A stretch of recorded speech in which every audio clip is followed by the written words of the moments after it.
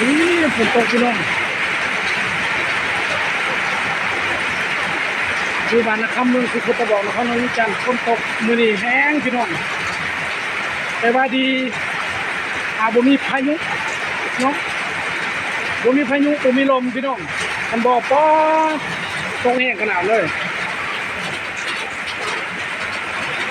ดูพี่น้อง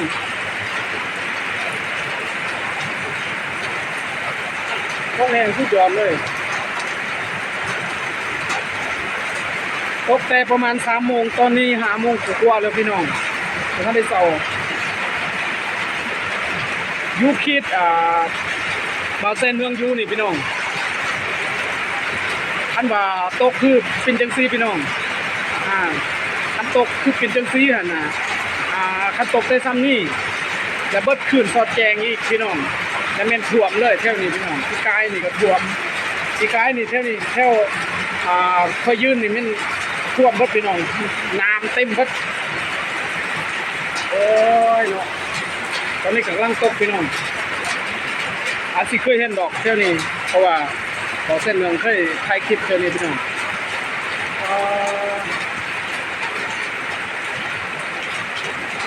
ดูที่อาคารนี่ดูตึกเก่าซังพี่น้องรถจักรกับบลายมื้อนี้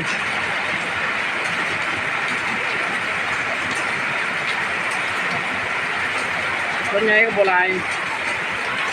มื้อนี้รถบลายปานใดพี่น้องอยู่ที่จุดเป้าแสนเมืองเฮ็ดเวียกพี่น้องมีแต่มื้อนี้แหละบลายพี่น้องเพราะว่ามื้อนี้เป็นวันอาทิตย์วันที่11มื้อนี้เป็นมื้อพักของแต่ละคนเนาะเป็นมือพักพลังงานแต่ละคนแต่ว่าบางคนพักบางคนบ่พักพี่น้องโอ้ประมาณบางคนก็พักบางคนบ่พักจริงๆแล้วมื้อนี้เป็นมือพักเป็นมือวันอาทิตย์มือวันที่21บ่แม่นมือวันที่11เดือน5 2025พี่น้องฝนตกอยู่เวียง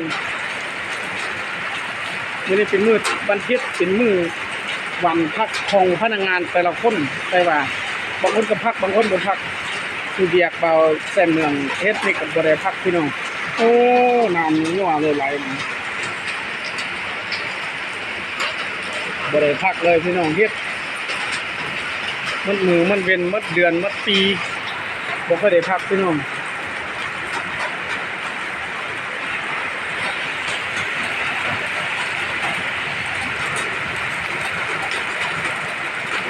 นี่จะเป็น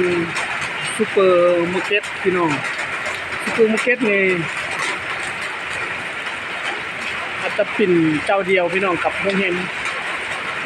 ชุดนี้เป็นเฮ็ดให้เจ้าเขียนว่าโรงเรียนเฟิงซางแต่ว่านี่อาจจะเป็นร้านค้าขาย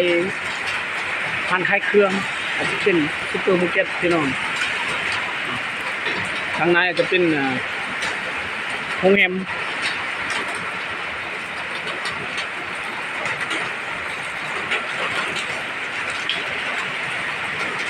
สิเศร้าอีกกันหน่อยพี่น้องจนนั้นก็เศร้าบ่ทันเลยบ่แห้งปานใดกำลังสิเศร้าเลย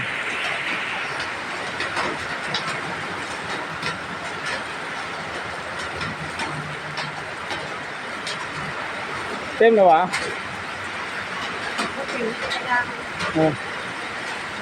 เปียกบดอยู่ในเปียก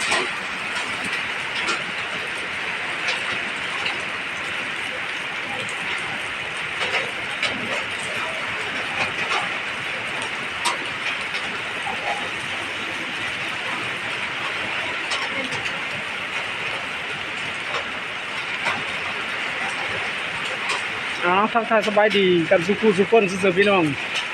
เป็นจังไดทางไต่ทางเนื้อพี่น้องฝนตกคือกันบ่แต่ว่าเบิ่งท้องฟ้าก็คือสิตกทั่วไปพี่น้องแต่ว่าบนแห้งบ่แห้งตกเนาะคือว่าอยู่ที่นครหลวงนี่ก็ตกพี่น้องทักทายสบายดีกันสุขุสุขคนเด้อพี่น้องเด้อ ก็สิซ้ำนี่ก่อนพี่น้องเพราะว่าคลิปนี้ก็บางแฟนเมืองเคยถ่ายคลิปอาจจะเคยเห็นพี่น้องเนาะอาจจะเคยเห็นก็สิบ่ถ่ายหลายในคลิปถ่ายบรรยากาศยามฝนตกซื่อๆพี่น้องถ้าใครสบายดีเดี๋ยวก็อย่าลืมฝากกดไลค์กดแชร์เด้อพี่น้องกดติดตามเพื่อแจ้งเตือนเบิ่งคลิปต่อไปพี่น้องเนาะสำหรับคลิปนี้คลิปหน้าพบกันใหม่สบายดีพี่น้องไปแล้วบ๊ายบาย